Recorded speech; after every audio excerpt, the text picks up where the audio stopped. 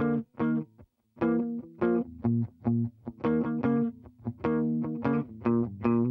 on Houston Street, just by Allen, Lower East Side, New York City. This is a story I've wanted to do for years. We're outside Russ Daughters. It doesn't need any introduction. This store's an institution. People come from not just around the city, they call up from around the country for this taste of smoked fish. Trouble was, it's called Russ Daughters, and the daughter's been kind of a moving target, all right? Fourth generation. I needed her in place. It's been 7 years. 2007, she's in. I'm loving it. We're gonna go inside, get the family story, talk to a couple of generations. There's only 2 places in New York I get my smoked fish, maybe 3. Barney Greengrass in here, chopped liver ditto. There's other good places around, but these 2 are classics. We've done Barney, now it's Russ Daughters' turn, a New York institution, and the daughter's back. Russ Daughters, what can I tell you? I've been wanting to do this story for years, but the daughter part, well, she was, you know, there's a lot of moving parts. Niki had to go through her existential stage, you know, college, postgraduate, kicking around. A career before she wanted to come back. She is back. There is a Russ Daughters, and it's in the hands now of the 4th generation. We're going to meet Mark Federman, who quit his lucrative law practice to take this store over from his family.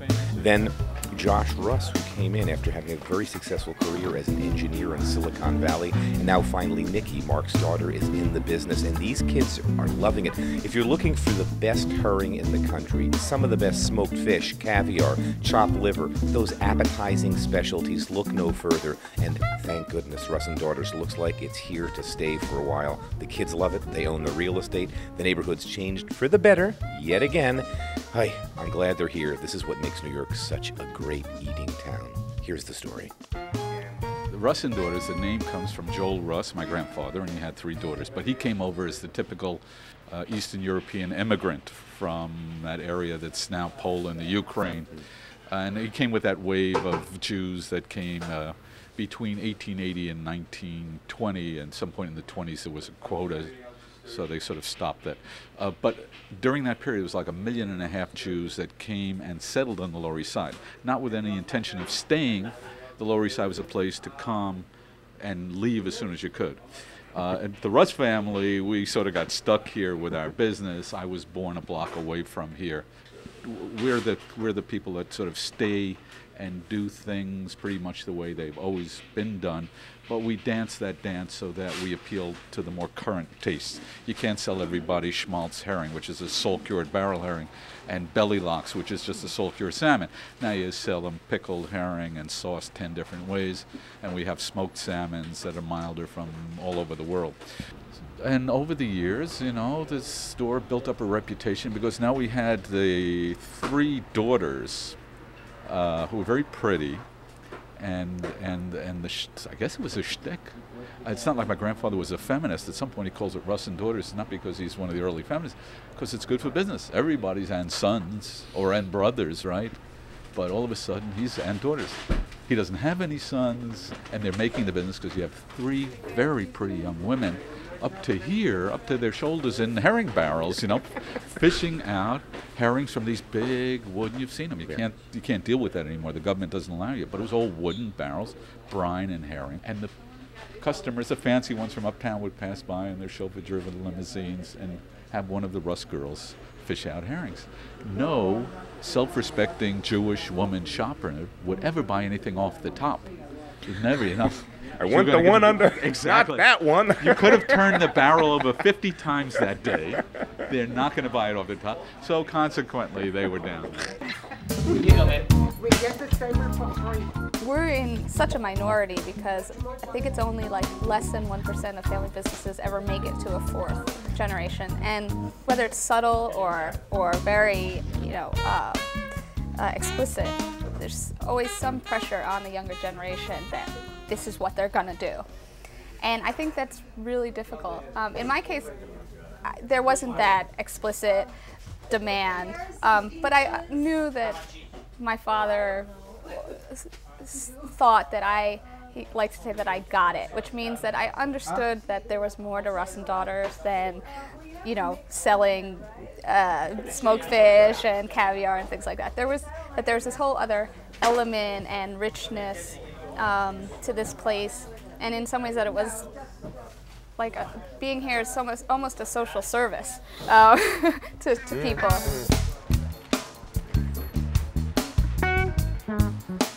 And I think part of my decision to come back into the business was seeing the changes happening on the Lower East Side, and that Russ Daughters, you know, from a push cart at the turn of the century, has seen the evolution of this neighborhood that is so fundamental to, I think, our collective consciousness as Americans, because so many people can trace their beginnings back to this, you know, these few blocks. And right, Ellis Island, the journey here, kicking right. it around the markets. Where do you find a place? The tenements. How many Americans, you know, that aren't watching this show that don't have it on, you know, in San Diego and St. Louis and the mid.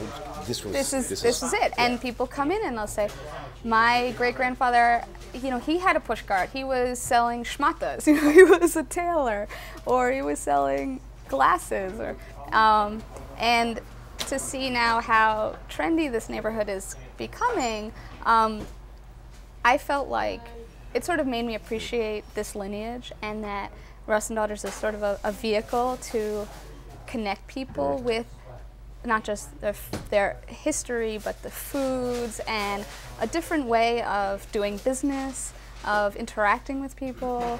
This is a little bit smokier, very tasty though.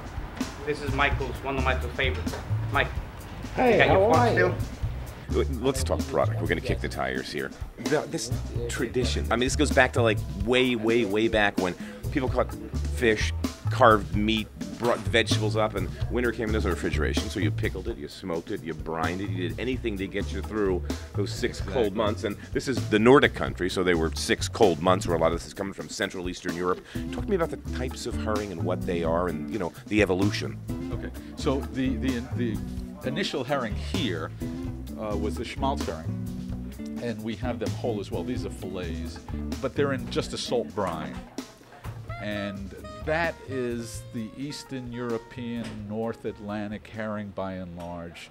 It's a fat, schmaltz means fat. And these were fat-backed herring. They were cold water fish. And so in the cold water, they preserve their body fat. And then you need it to be that fat to stand up to this salt cure thing. And so that's how they were preserved, just in big barrels in salt. Actually, one of the major herring producers of the world for a long time was the British Isles, and particularly Scotland. Scotland was a herring country. Yeah, kippered herring, that's in that style. Yeah. Yeah, kippers are hot smoked herrings. They lots of times they put over planks, and lots of wood and hard smoked and lots of salt. We still sell kippers, but there's a dying number of people, literally dying number, literally big, who eat the kippers. I mean, it's real salty. But on the other hand, look, some of us still need that salt shot every once in a while. You want a salted lox, a salted herring. You usually cut the salt with potato or starch or something, and some fried onions, but it's fabulous. I mean, it's really fabulous. Belly lox? Yeah, belly lox. I mean, sometimes I walk down this counter and I have all these fancy smoked salmons from all over the world. Sometimes I see a piece of the lox right from the belly cut. It's fat, and I know it's going to have that shot of salt.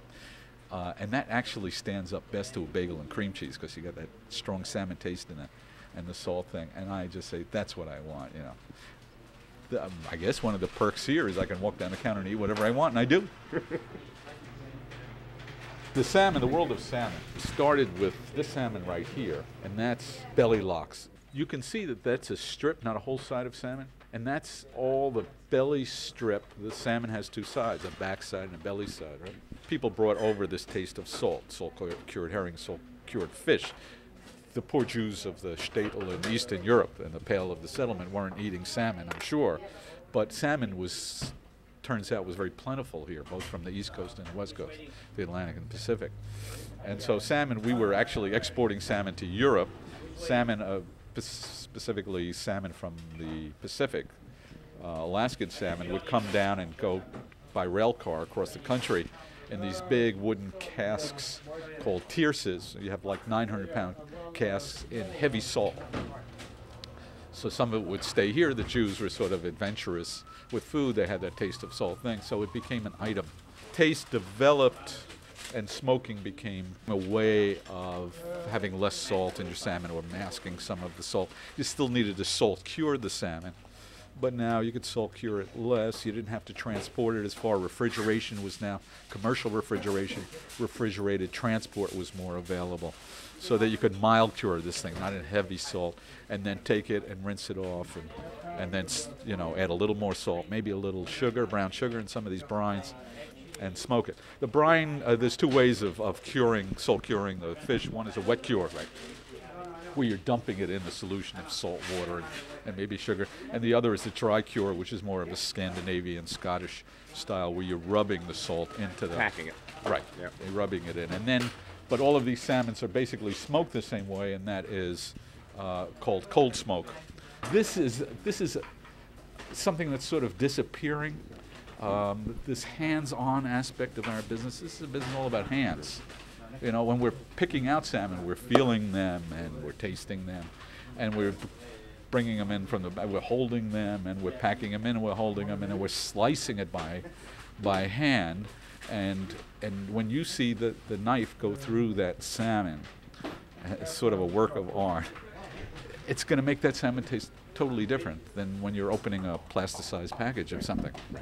Right. I mean, part of the way food tastes is the visual of it and your shopping experience with it, right? Yeah, lots of things. And the less it's handled, the more it's the closest it gets to you before it gets handled again. That's right. Versus the pre-packaged. To see an air, it gets exposed. Tell me, what are you looking for? I mean, it comes in it. It's big. It's pink. It's got some bones in it. Right. We basically go through every piece of fish that we receive and make sure it's got enough fat to it. I went to school, graduated, got the degree, went out west and worked in the field for 5 years. And I was an engineer in semiconductors, designing polishes, working with the Intels of the world and other places, not for, but with them. And I started feeling the urge for something more, in engineering speak, to see the end user and get something out of what I was doing. I had no experience at all. I never worked in the business. Didn't know anything about it. He was like, you have no idea what you're getting into. Sure, maybe it's nice sometimes to see the customers and put smiles on people's faces and make people happy, but it's a lot of work. Really, it was kind of the first time in my career that I could really get a hold of something and feel strong and great about, I want to go and support my family and the business and everything else. And this great tradition, and you're part of this, and this community. I mean, it's a whole wonderful web tale that just sort of falls together. Like, you can't make this stuff up, but I can't make it up, and I had no understanding of what it was. Sure, food, I liked food. I've always liked food. I didn't even, know a whole lot about it. And, I mean, the learning experience and New York food, this, that, and the people that come into the store, I had no idea. It's like the most interesting people in the world are walking in and out here every day. Well, they are, and it's neat because you're a young cat, man, and it's neat because you have this really generational shift, sure, in this neighborhood. But I'm in here, and you come in here on the weekends, man. You got these, these skinny 6'3" guys with the full sleeve tattoos and their Pierce girlfriends lining up. I've been over here when they send the cats over from Prune because I guess they do a brunch and they buy a bunch of stuff from you. The Prune crew comes over to buy. All the chefs shop here. Yeah. And the models and the celebrities and. There's all kinds of fun stuff going on here. So you're sitting behind the line, slicing herring, and you're macking it, man. This is it. You know what? It's a interesting place to interact with people. And honestly, some of my best friends I've met over the counter. Yeah, great. Guys, I've dated some women over the counter. I don't ask girls out, or I kind of sort of have a rule. I've done it twice. But, you develop a rapport with someone over the counter. You kind of feel them out, right. And the guy's like, a customer will say, "Hey, you want to come over for a party? Go over." I mean, literally, my best friends in New York I've met right here, which is fantastic. I feel like I sort of became the referee, the one who actually made sure that Josh and Niki didn't kill each other trying to learn the business.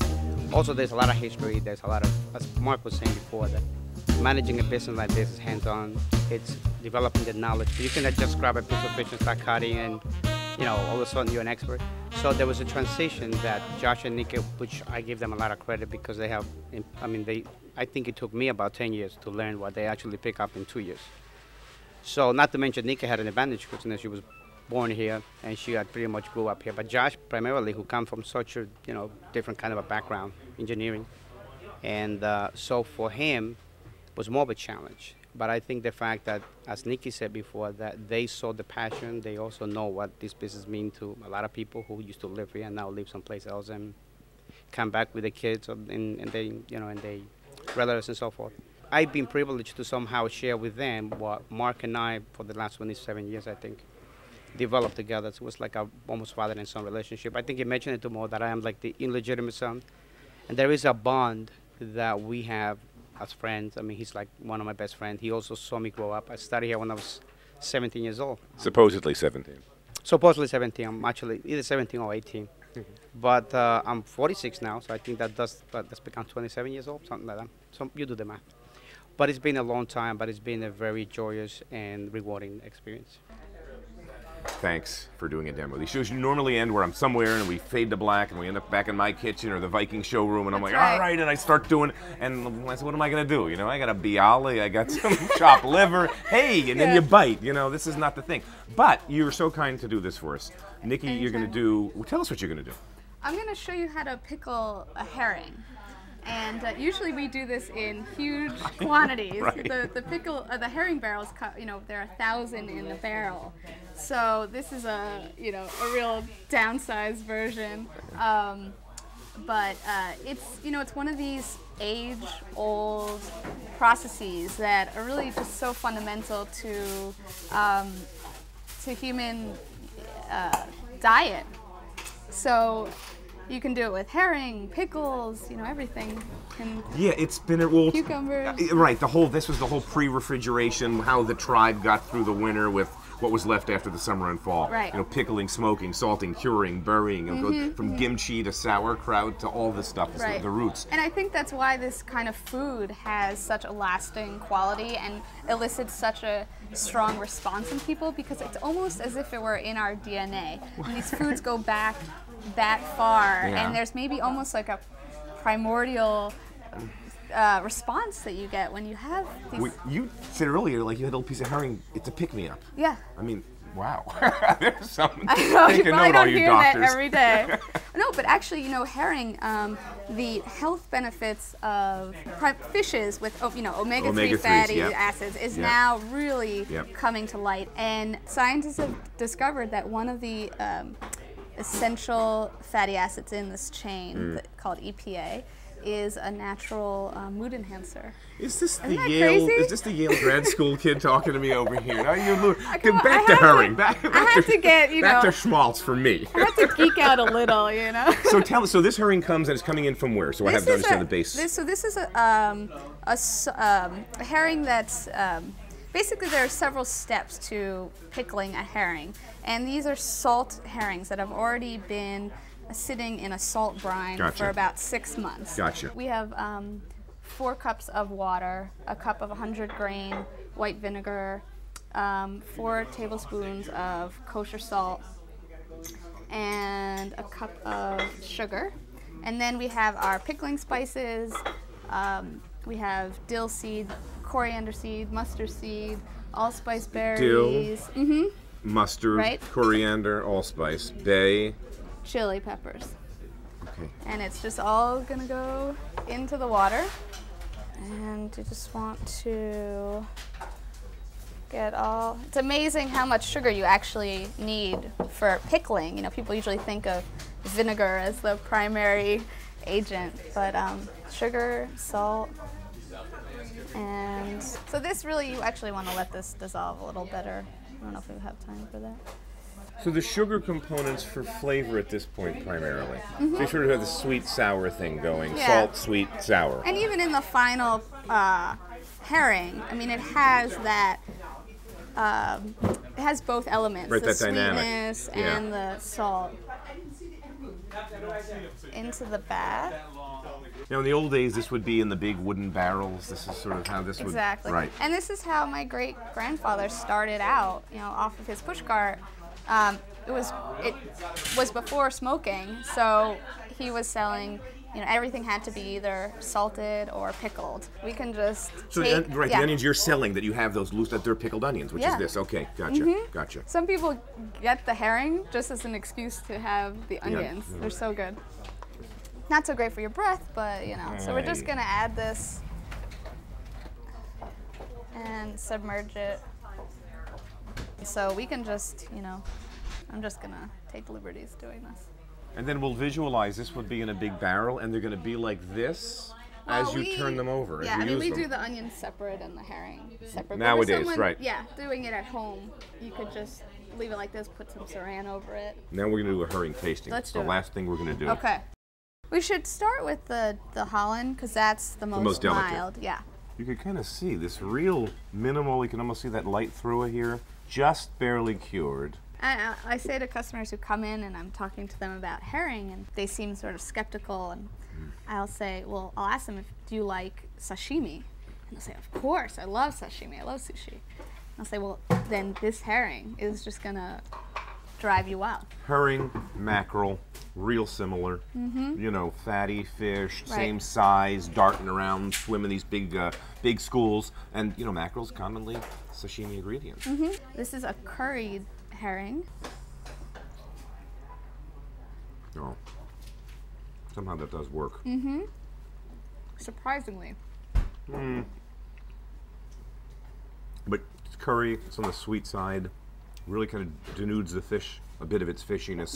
I think for people that maybe were a little fish phobic, this is the way to go. And this is like everybody's favorite, This isn't is it? classic. This is really like, I could eat this every day. This herring is real nostalgia for a lot of people. I gotta try this salad.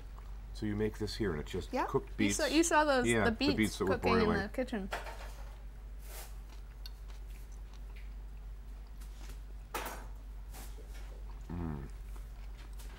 I love this in the summer because it's so fresh. Yeah, it's so cool and fresh, and it's light. And I'm just a beet freak. I mean, beets Yeah. to me are just, God, they're good. Yeah, this is. This has some pickles in it too. Gherkins or like full sours? Full sours. But really fun just to add that Crunch. crunch. Now this is a schmaltz fillet, but for the real old world types. It's on the bone. It's I've on the seen your dad bone. bring that out. We have it under the counter, so you have to know to ask for it. So schmaltz, this is a salt Bomb. bomb. Yeah. Yeah, a salt bomb. That's a good way to put it. Yeah, this is gonna be All right. the maiden voyage.